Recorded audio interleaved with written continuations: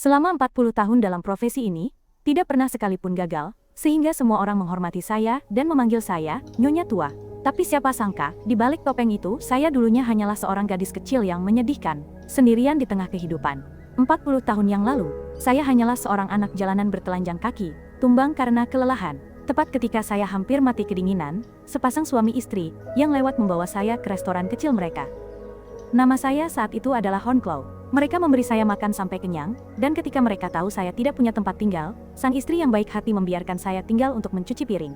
Karena dia sedang hamil dan tidak bisa melakukan pekerjaan berat. Mereka tidak membayar gaji, tapi saya bisa makan hamburger sepuasnya. Suaminya, Jiwoo, sangat misterius. Dia sering menghilang selama berminggu-minggu. Ketika saya bertanya dengan penasaran, dia hanya bilang dia pergi membasmi hama, meskipun saya tidak mengerti sama sekali. Namun, penampilan Jiwoo yang dingin dan tampan membuat hati saya berdebar. Suatu kali, karena terlalu asyik memandangnya, saya tidak sengaja memotong tangan saya. Saat Jiwoo yang dingin dengan lembut membalut luka saya, istrinya tiba-tiba kembali. Saya buru-buru menyembunyikan tangan saya di belakang punggung. Restoran itu menjual hamburger dan pizza, jadi tentara Amerika sering datang. Salah satu dari mereka memperhatikan pelayan muda yang cantik itu. Suatu malam, setelah restoran tutup, dia menyelinap masuk dan mencoba berbuat cabul pada Hornclaw. Tak disangka, saya melawan dengan sengit, sehingga dia memukuli saya tanpa belas kasihan. Dalam keputusasaan, saya menggigit kakinya, tapi itu hanya membuatnya semakin marah. Dia hendak membunuh saya. Untungnya, saya berhasil meraih tongkat dan menusuknya sampai mati. Setelah itu, saya pingsan karena kelelahan dan panik. Ketika Jiwoo kembali, saya terkejut dan terbangun. Dia menemukan bahwa saya telah membunuh orang, tapi dia tidak panik atau memarahi. Sebaliknya, Jiwoo mengaku bahwa dia pernah membunuh neneknya sendiri. Lalu dia berkata, "Mulai sekarang, nama sandi saya adalah Nail, kuku." Ternyata, Jiwoo adalah anggota organisasi rahasia yang khusus membasmi sampah masyarakat. Sejak itu, saya dilatih oleh Jiwoo untuk menjadi seorang pembunuh. Tak disangka, saya adalah seorang jenius sejati. Jumlah pria cabul yang telah saya basmi tidak terhitung. Lebih dari 40 tahun berlalu, Hornclaw yang dulu kini sudah menjadi nenek tua beruban. Meskipun sudah 4 dekade menjadi pembunuh, saya tidak pernah gagal dalam satu misi pun, menjadi legenda di perusahaan. Semua orang menghormati saya dan memanggil saya Nyonya Tua. Melihat penampilan saya yang tua dan lemah, tidak ada yang bisa menebak bahwa saya adalah seorang pembunuh. Suatu hari, di kereta bawah tanah yang ramai, seorang pria pengecut mencoba merebut kursi prioritas dari seorang wanita hamil. Ketika wanita itu menolak, dia memaki, meludahi, dan bahkan mendorongnya sampai jatuh. Tidak ada yang tahu, dia adalah target Hornclaw saat ini. Diam-diam, saya mencabut jepit rambut beracun dari sanggul rambut saya. Ketika kerumunan berdesakan menuju pintu keluar, saya dengan cepat menusuknya dengan sigap dan tersembunyi, sehingga tidak ada yang menyadarinya. Beberapa detik kemudian, pria malang itu jatuh tersungkur tanpa sempat berkata-kata. Misi selesai. Saya masuk ke toilet, membersihkan racun pada jepit rambut untuk menghilangkan semua jejak. Tapi kemudian, tangan saya mulai gemetar hebat, saya terhuyung-huyung, lalu jatuh tersungkur ke lantai. Mungkin, Hornclaw sedang menderita penyakit tertentu. Sementara itu, di perusahaan pembasmi hama, seorang ibu yang putus asa memohon kepada Direktur Son untuk membunuh seorang gembong narkoba demi membalas kematian putranya. Tapi dia dengan dingin menolak. Sebagai gantinya, Direktur Son menugaskan pembunuh John target lain, seorang istri yang ingin suaminya, seorang CEO, mati karena berselingkuh dengan wanita lain. Pak Jang bertanya-tanya, apakah perselingkuhan adalah kejahatan yang cukup untuk dihukum mati? Mungkin Direktur Son telah menerima sejumlah uang besar untuk misi ini. Dia bertanya kepada Son apakah dia sudah berkonsultasi dengan Nyonya sebelumnya. Direktur Son menjawab bahwa menghancurkan hati orang yang telah bersamanya selama 30 tahun adalah dosa yang tak termaafkan. Selain itu, perusahaan membutuhkan uang untuk beroperasi. Meski begitu, Jang tetap menolak untuk menerima pekerjaan itu. Sementara itu, Hornclaw menemukan seekor anjing tua yang terluka tergeletak di garasi. Meskipun terlihat sangat menyedihkan, saya tidak ingin menambah beban, sehingga saya pergi begitu saja. Karena sifat profesinya, Hornclaw menjalani kehidupan yang sepenuhnya soliter. Tidak ada keluarga, tidak ada teman, bahkan tidak ada yang tahu identitas asli saya. Rambut saya belum sepenuhnya putih, tapi saya sengaja memakai wig putih bersih agar terlihat lebih tua. Saya duduk menonton film lama sebentar, lalu mulai menulis laporan misi tentang pembunuhan hari ini. Tapi tangan saya gemetar tak terkendali, membuat saya tidak bisa menyelesaikan tulisan. Malam itu, saya tidak bisa tidur, terus memikirkan anjing malang itu. Akhirnya, saya membawanya ke rumah sakit hewan untuk diobati. Operasi berjalan lancar, dan Hornclaw berniat meninggalkan anjing itu lalu pergi. Tapi dokter hewan memperingatkan bahwa anjing itu sudah terlalu tua, tempat penampungan tidak akan menerimanya, dan adopsi tidak mungkin. Jika ditinggalkan, anjing itu akan disuntik mati. Pilihan terbaik adalah saya harus menelpon tempat penampungan sendiri. Dokter mengatakan bahwa jika penyelamat yang menelpon, mereka tidak akan menolak. Hornclaw menatap anjing tua yang lemah, terlantar, dan melihat bayangan dirinya sendiri di dalamnya. Akhirnya, saya memutuskan untuk membawanya pulang, setidaknya untuk sementara waktu. Sementara itu, seorang pemuda berambut acak-acakan dipaksa oleh geng untuk menjual ginjalnya. Semakin dekat ke lokasi, dia semakin gemetar, tapi sudah terlambat untuk berbalik. Lokasi operasi pengambilan organ adalah gudang di pelabuhan, tempat seorang ahli bedah telah menyiapkan meja operasi. Pemimpin geng bahkan membujuknya untuk menjual kornea matanya seharga 3 juta won. Tapi pemuda itu menjawab dengan jijik. 3 juta? Murah sekali. Bingkai kacamata saja harganya naik. Kenapa kornea mata harganya masih sama seperti 10 tahun lalu? Lalu, tiba-tiba, dia menyerang. Dengan efisiensi brutal, dia melumpuhkan anggota geng tanpa sedikit pun tenaga. Pemimpin geng berlutut di tanah, memohon belas kasihan. Pemuda itu dengan dingin mengungkapkan bahwa dia telah membunuh Dr. Kim, saingannya. Sekarang, dia akan mengirimnya ke neraka untuk bersatu kembali dengan dokter itu. Tapi dia tidak membunuhnya dengan cepat. Dengan satu sayatan yang akurat, dia menusuk dalam ke area ketiak yang penuh saraf, memastikan pemimpin geng itu mengalami kematian yang menyakitkan. Setelah selesai, pemuda itu mengemudi pergi, tapi kemudian menyadari Direktur Son sedang mengikutinya. Dia melaju zigzag melalui jalan-jalan, berusaha untuk mengelabui. Ketika dia pikir sudah lolos, dia tiba-tiba menabrakkan mobilnya ke mobil Son. "Kenapa Anda selalu ikut campur urusan orang lain?" Dia membentak.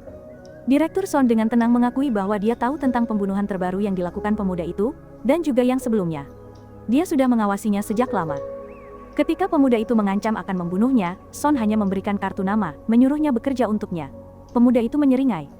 "Harga saya mahal sekali, Anda sanggup bayar?" Sementara itu, Hornclaw tetap menjalankan kebiasaannya. "Setiap pagi sebelum fajar, saya selalu pergi lari. Di usia 65 tahun, saya masih sangat lincah. Setelah berolahraga, saya pergi ke perusahaan pembasmi hama. Tepat di pintu, saya tidak sengaja bertemu kembali dengan ibu yang sedang bertengkar dengan satpam. Ibu itu menangis dan berteriak, menuntut perusahaan untuk membunuh seseorang bernama Han Sung-do, untuk membalas kematian putranya. Ketika para pembunuh melihat Hornclaw masuk, semua berdiri dan membungkuk hormat kepada saya. Saya menyerahkan laporan misi terbaru kepada koordinator Hei-woo.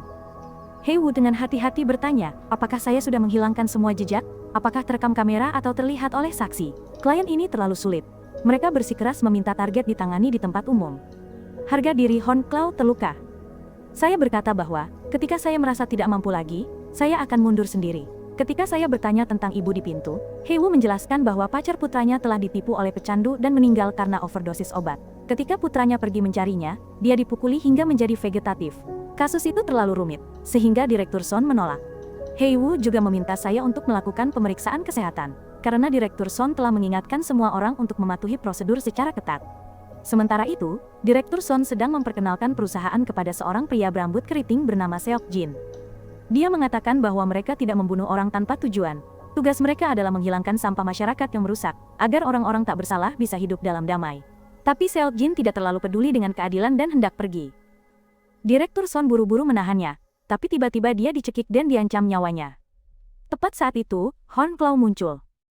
Saya memaksanya untuk melepaskan Direktur Son. Direktur Son memohon agar saya membiarkan Seok Jin pergi, tapi saya tetap memberinya pelajaran.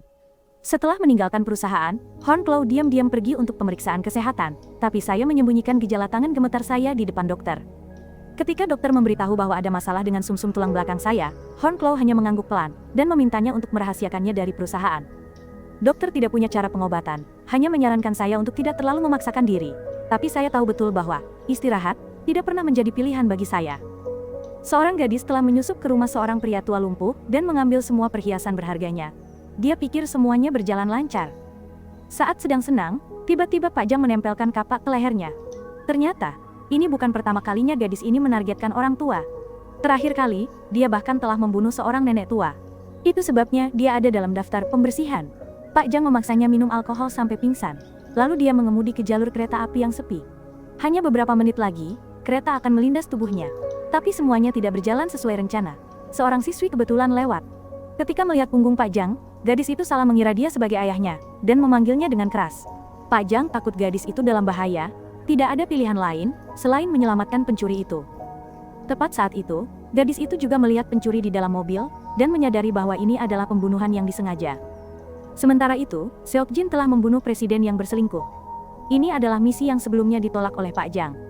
Keesokan paginya, ketika Hornclaw kembali setelah jogging, anjing saya melompat ke arah saya, mungkin lapar karena saya lupa memberinya makan. Ketika Hornclaw pergi ke toko untuk membeli makanannya, saya tidak sengaja mendengar berita di TV. Polisi sedang mencari tersangka yang mencoba merekayasa pembunuhan menjadi kecelakaan. Ternyata gadis itu segera pergi ke kantor polisi untuk melaporkan kasusnya. Direktur Son kemudian terpaksa membuat keputusan sulit, menyingkirkan Pak Jang. Meskipun dia telah mengabdikan hidupnya untuk membasmi hama bagi perusahaan, aturan tetaplah aturan.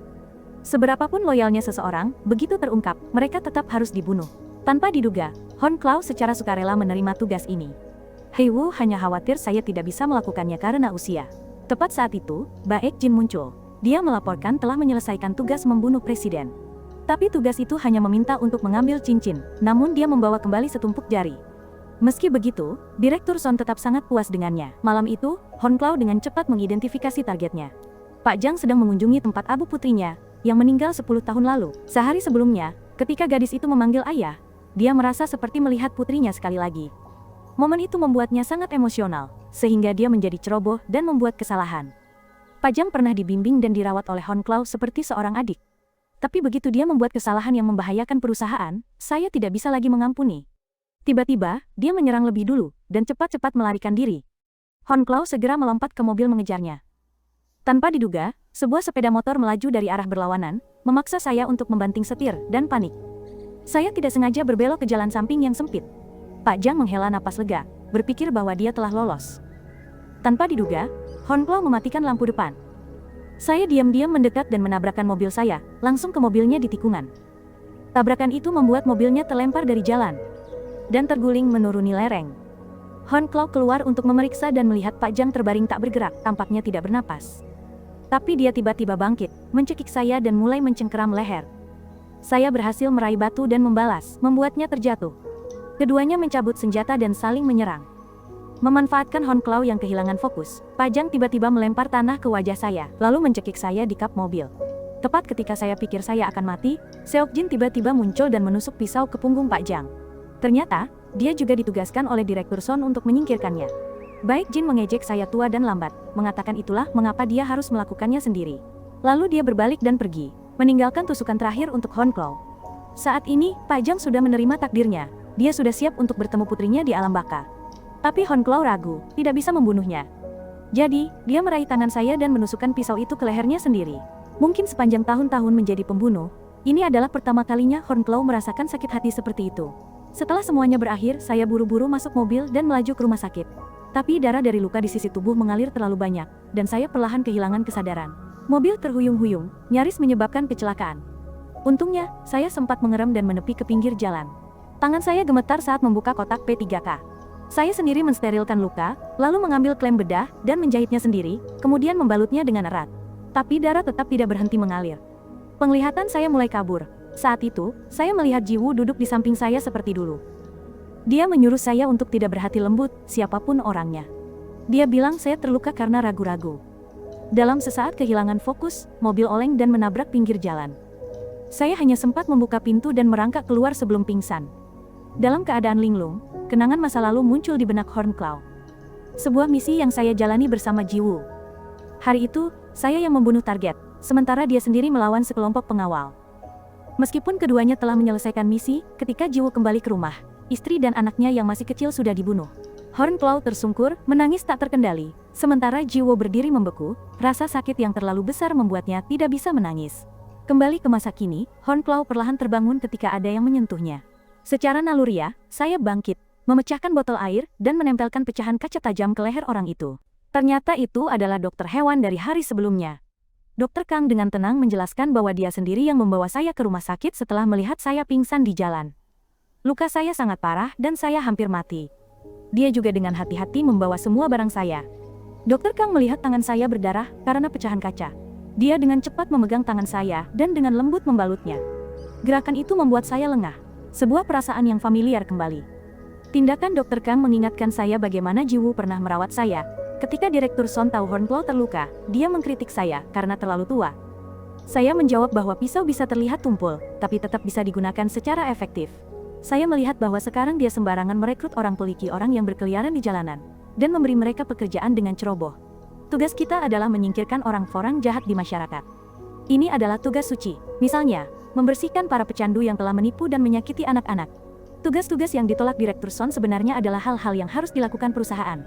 Ternyata Direktur Son tidak berani melawan para pengedar narkoba karena mereka adalah bagian dari geng mafia nasional. Jika dia mengirim seseorang untuk membunuh bos mereka, setiap anggota perusahaan akan diburu dan dibunuh. Mungkin sekarang Hon Claw menyesal telah mengangkatnya sebagai direktur. Dalam perjalanan pulang, saya dihentikan oleh Seok Jin. Dia mengejek saya. Ternyata malam itu, dia mengawasi saya dan melihat semuanya. Dia melihat saya pingsan di jalan, dan dokter hewan membawa saya ke rumah sakit untuk diobati. Hon Claw telah meninggalkan saksi seperti itu. Jika perusahaan mengetahuinya, saya akan disingkirkan, seperti Pajang. Mendengar itu, Hon Claw marah, dan mencabut pisau mengancamnya.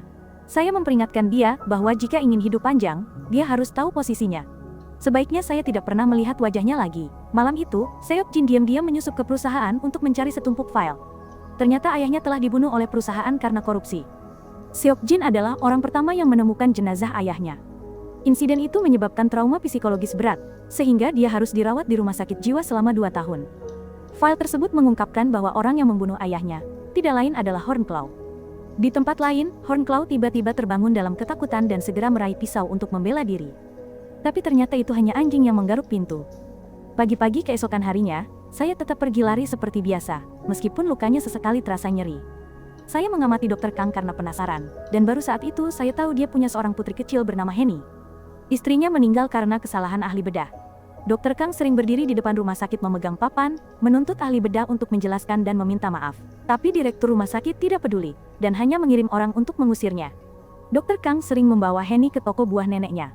Nenek tua itu mengatakan bahwa putrinya terbaring lumpuh setelah operasi dan meninggal 5 tahun kemudian. Sejak itu, setiap malam Kang tidak bisa tidur. Hon Claw melihatnya dan cepat-cepat berbalik. Tapi dia melihat saya dan mengejar. Jika itu Hon Claw yang dulu, saya sudah memukulnya pingsan dan membunuhnya di tempat. Tapi kali ini, meskipun jepit rambut beracun sudah siap di tangan, saya tidak bisa berbuat kejam. Dokter Kang tidak mengerti mengapa saya datang menemui keluarganya. Tapi dia percaya bahwa saya adalah orang baik, karena hanya orang baik yang mau menyelamatkan anjing tua yang terlantar. Dia bertanya, mengapa saya tidak pergi ke rumah sakit? Hon Claw menjawab bahwa saya telah dipecat oleh perusahaan. Mendengar itu, Dokter Kang menawarkan untuk membalut luka saya. Setelah itu, dia bertanya nama saya. Tapi, ketika melihat saya tidak menjawab, dia diam-diam pergi. Di jalan keluar, dia bertemu Seok Jin. Ketika Seok Jin bertemu Direktur Son, dia bertanya tentang Hon Claw. Direktur Son mengatakan bahwa selama lebih dari 40 tahun, dia tidak pernah membuat kesalahan. Itu adalah rekor sempurna, hampir tidak bisa dipercaya. Itu sebabnya Hon Claw adalah orang yang patut dikagumi sekaligus menakutkan. Pembunuh baru mungkin cepat, tapi mereka masih jauh dari mencapai levelnya. Pendiri perusahaan adalah Ji Wo. Setelah istri dan anaknya dibunuh, dia sendirian pergi ke sarang geng untuk membalas dendam. Sendirian, dia membunuh 28 preman. Tapi kekuatan manusia terbatas. Ketika Hon Claw datang, Ji Wo sudah sekarat. Jadi, saya membunuh semua yang tersisa untuk membalas dendam padanya. Sejak saat itu, saya mengubah nama sandi saya dari Nail menjadi Claw. Tapi itu adalah cerita masa lalu. Sekarang, Direktur Son hanya menganggap saya sebagai wanita tua yang tidak berguna yang perlu disingkirkan dari perusahaan. Hon Claw menamai anjing tua itu Mudang, yang berarti beban. Itu adalah cara ironis untuk mencerminkan kondisi terlantar dan lemah baik pada anjing maupun diri saya sendiri. Suatu hari, ketika sedang mengajak Mudang jalan-jalan, saya tidak sengaja bertemu kembali dengan Dokter Kang dan putrinya. Gadis kecil itu sangat menyukai anjing itu, dan dengan gembira mengajaknya jalan-jalan. Dokter Kang menceritakan kisah tentang kesalahan seorang dokter yang menyebabkan kematian tidak adil bagi istrinya. Lebih buruk lagi, direktur rumah sakit dengan santai mengatakan bahwa kesalahan adalah hal biasa. Hon Claw bertanya mengapa dia tidak membunuhnya. Dokter Kang tidak menjawab, melainkan mengajak saya makan siang. Awalnya, Hon Claw dengan tegas menolak, tapi karena Henny memohon dengan sangat manis, saya akhirnya setuju. Saat itu, saya akhirnya memperkenalkan nama saya sebagai Hon Claw, yang berarti cakar. Henny bersikeras mengajak saya untuk menonton penampilannya di sekolah. Tiba-tiba, seseorang memecahkan mangkuk dan melarikan diri. Ternyata orang itu adalah Seok Jin. Dia masih diam-diam mengawasi Hon Claw. Dia datang ke rumah sakit Dokter Kang, dan menanyakan pertanyaan sulit kepadanya. Baik Jin mengatakan bahwa ada seekor anjing pemburu tua yang mulai bertingkah aneh. Dia melakukan hal-hal yang belum pernah dia lakukan sebelumnya. Mengapa anjing itu melakukan hal-hal seperti itu? Dokter Kang menjawab anjing itu telah tersentuh oleh hal-hal kecil. Dia menjadi lebih takut dan mendambakan hal-hal yang tidak pernah dia pedulikan sebelumnya. Lalu Dokter Kang minta izin pergi. Karena dia tahu pria ini bukan orang baik, Seok Jin tidak menyerah dan mencoba mendekati ibu mertua dan putri Dr. Kang. Hornclaw melihat itu dan segera memperingatkannya. Jika dia berani menyentuh sehelai rambut Dr. Kang atau kerabatnya, dia sebaiknya berhati-hati. Saat ini, Baek Jin memuji Henny. Dia terkejut bagaimana seorang gadis kecil biasa bisa menaklukkan orang yang dingin seperti Hornclaw. Mendengar itu, Hornclaw memintanya untuk tidak menyakiti orang tak bersalah. Saya akan pensiun sendiri, jadi tidak akan menimbulkan masalah. Tapi dia masih bertanya-tanya, apakah saya akan pensiun hanya karena satu orang? Ketika orang menjadi tua, apakah mereka tiba-tiba merasa ingin melindungi seseorang? Hornclaw tidak menjawab, hanya bertanya apa tujuan sebenarnya. Tapi Seok Jin tidak menjawab, dia hanya pergi. Sudah sangat lama, Hornclaw baru mengizinkan dirinya memiliki seseorang untuk dilindungi. Dulu, ketika istri dan anak Jiwo dibunuh, dia berjanji akan mencari identitas baru untuk Hornclaw, agar saya bisa memulai hidup baru. Tapi dia berkata, jika saya ingin tetap bersama perusahaan, maka saya sama sekali tidak boleh memiliki apapun yang perlu dilindungi. Setelah mengurus pemakaman istri dan anaknya, Jiwo memutuskan untuk membalas dendam. Sebelum pergi, dia memberi Hornclaw sebuah jepit rambut dan menyuruh saya untuk menjaga perusahaan. Itu adalah jepit rambut yang selalu dibawa Hornclaw sampai sekarang. Keesokan paginya, Hornclaw melempar bom ke tempat sampah di depan rumah sakit. Dalam kekacauan itu, saya berpura-pura tidak sengaja menabrak direktur rumah sakit. Hanya beberapa detik kemudian, dia jatuh tersungkur. Kebetulan, Dr. Kang juga sedang berdemonstrasi di sana. Dia berlari untuk memeriksa dan sekilas melihat Hornclaw. Mungkin dia mengerti apa yang telah terjadi. Sementara itu, Direktur Son datang ke rumah Hornclaw untuk memberikan tugas membunuh Dr. Kang, karena dia dicurigai telah membunuh direktur rumah sakit. Klien bahkan meminta pembunuh untuk bertindak di depan putri Dr. Kang. Hornclaw bertanya identitas klien, tapi Direktur Son menolak mengungkapkannya. Saya bertanya-tanya mengapa dia tidak memberikan tugas itu kepada Seok Jin. Dia mengatakan bahwa perantara meminta seseorang yang berpengalaman, jadi dia memilih saya. Malam itu, Hornclaw datang menanyai Heywu tentang klien. Heywu mencabut pisau untuk melawan, tapi mudah ditaklukkan oleh Hornclaw. Ternyata putra direktur rumah sakit bersikeras bahwa Dr. Kang telah membunuh ibunya, jadi dia membayar sejumlah besar uang untuk menyewa mereka membalas dendam. Heywu merasa sedikit curiga karena putra direktur memakai jam tangan palsu. Tapi Direktur Son berkata, karena klien sudah membayar, mereka hanya melakukan pekerjaan mereka. Berkat informasi yang diberikan Heywu, Hornclaw menemukannya di kasino. Saya menempelkan pisau ke hidungnya, dan baru saat itu, dia mengaku bahwa ada seseorang yang menyewanya untuk melakukan pekerjaan ini. Hornclaw kemudian memaksanya untuk menelpon orang itu. Ternyata orang itu adalah Seok Jin. Dia tidak terlihat terkejut sama sekali, dan bahkan mengatakan bahwa Dr. Kang akan segera mati. Hornclaw segera melaju menuju rumah Dr. Kang. Saat ini, dia baru saja kembali ke apartemennya. Dia masuk ke lift, bersama seorang kurir yang memakai helm menutupi wajahnya. Hornclaw berlari ke sana dengan sekuat tenaga. Momen ini persis seperti saat saya menemukan Jiwo sendirian, pergi membalas dendam. Saya sangat khawatir, hanya bisa berdoa agar Dr. Kang belum dalam bahaya. Lebih dari 40 tahun yang lalu, ketika saya tiba di sana, Jiwo sudah terluka parah dan meninggal selamanya. Kali ini, saya sudah membayangkan skenario terburuk. Siapa sangka Dr. Kang malah keluar dengan selamat.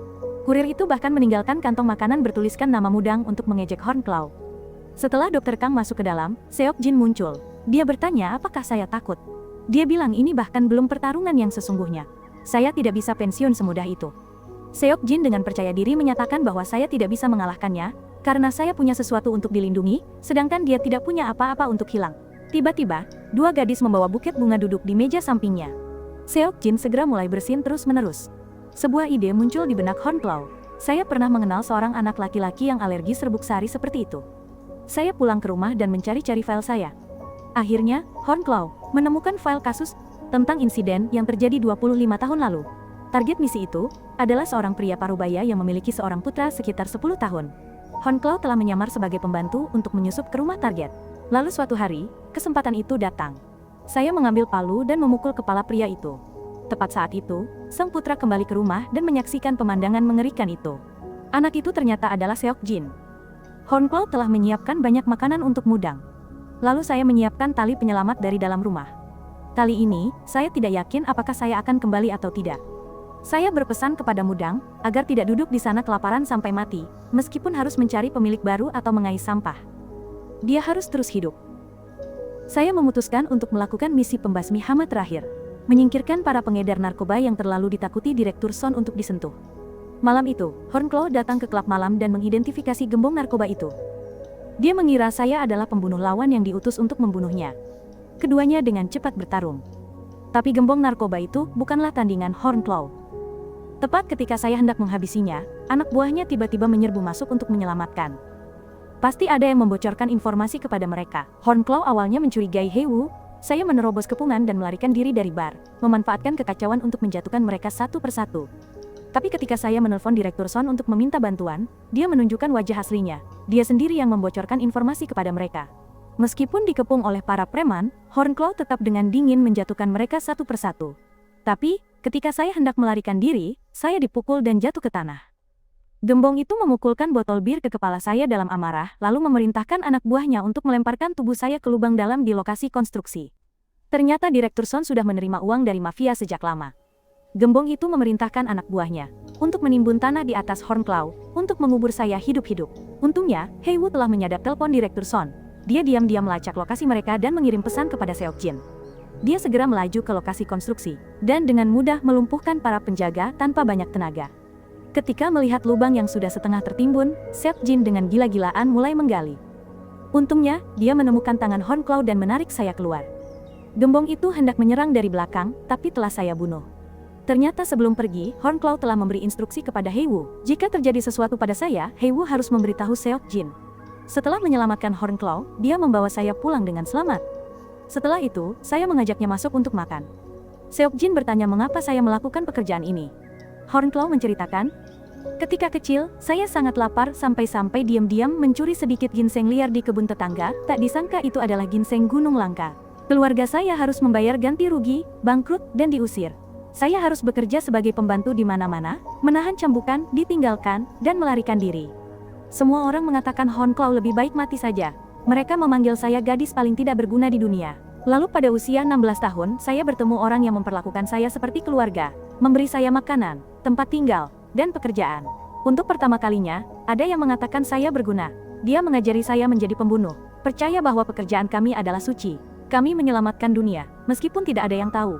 Seokjin mengaku bahwa dia juga pernah memiliki seseorang yang dia anggap keluarga, meskipun orang itu hanya bersamanya sebentar. Baik dia maupun Hornclaw sama-sama ingat jelas apa yang terjadi 25 tahun lalu. Saya datang bekerja sebagai pembantu di rumah Seokjin, dan setelah itu membunuh ayahnya. Saya tahu alasan dia menyelamatkan saya adalah untuk membalas dendam sendiri. Tiba-tiba, Seokjin merasa matanya kabur. Saya telah menaruh sesuatu di minumannya, dan tak lama kemudian, dia pingsan. Hornclaw mengendarai mobil membawa Seokjin ke tebing. Saya berbalik menatapnya, yang tak sadarkan diri, dan berkata bahwa sampai jumpa di neraka.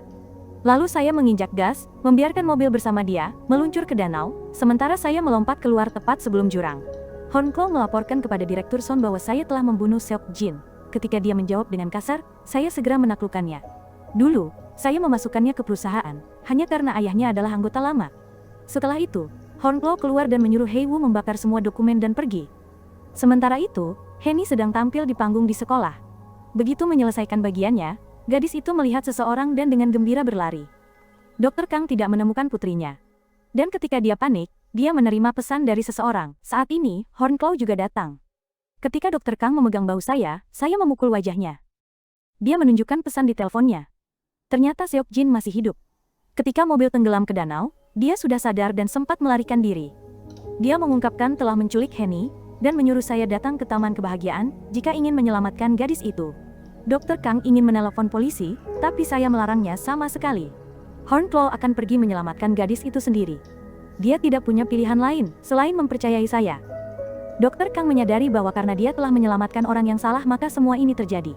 Tapi dia tidak menyesal, karena itu adalah hal yang harus dia lakukan. Hornclaw hanya bisa menundukkan kepala dalam rasa terima kasih dan meminta maaf. Malam itu, saya menyiapkan senjata, mengasah pisau, dan siap untuk pertarungan hidup mati terakhir.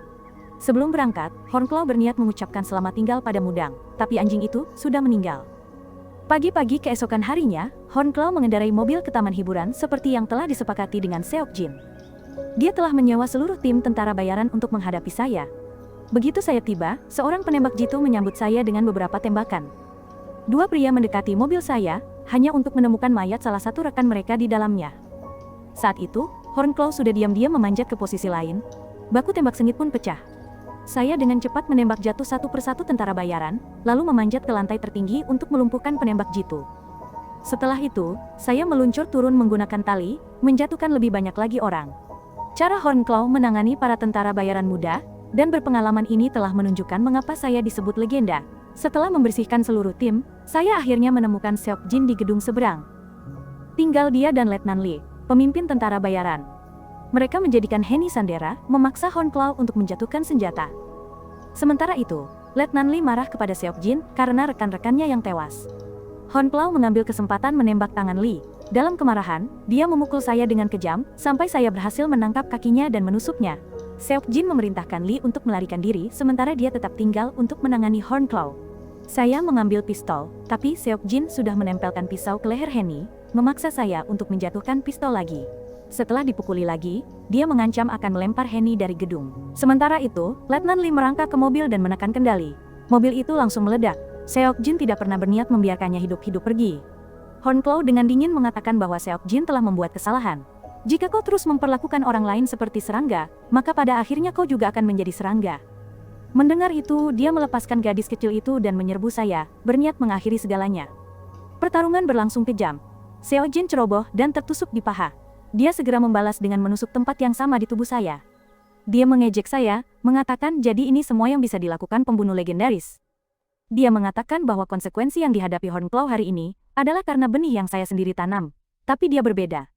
Dia adalah orang yang menepati janji. Hon Claw masih tidak mengerti janji apa yang dia maksud. Hal ini semakin membuatnya marah. Tiba-tiba, Seok Jin menyadari saya sedang mengulur waktu, memberi kesempatan Henny untuk berguling dan melarikan diri.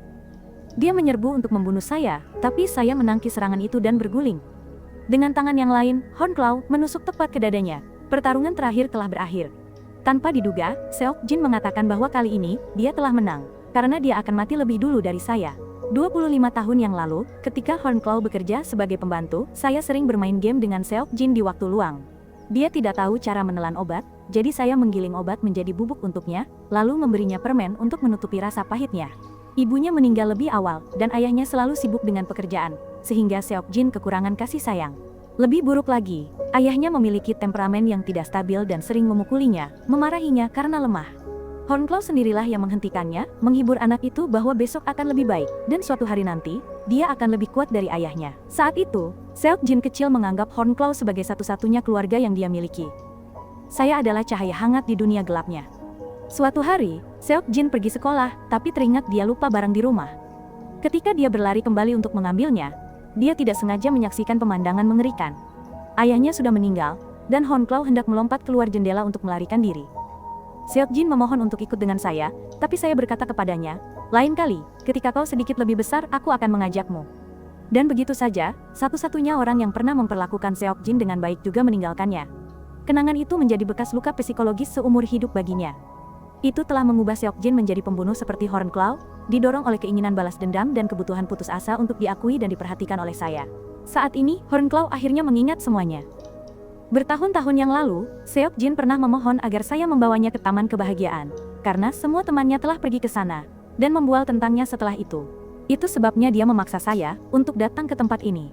Setetes air mata mengalir di pipi Seok Jin. Kali ini, dia yang meninggalkan saya lebih dulu. Akhirnya, semuanya telah berakhir. Hon Claw pergi ke sebuah kuil untuk berdoa bagi Jiwo dan Seok Jin. Saya tidak pensiun. Sebaliknya, saya melanjutkan tugas membasmi hama saya.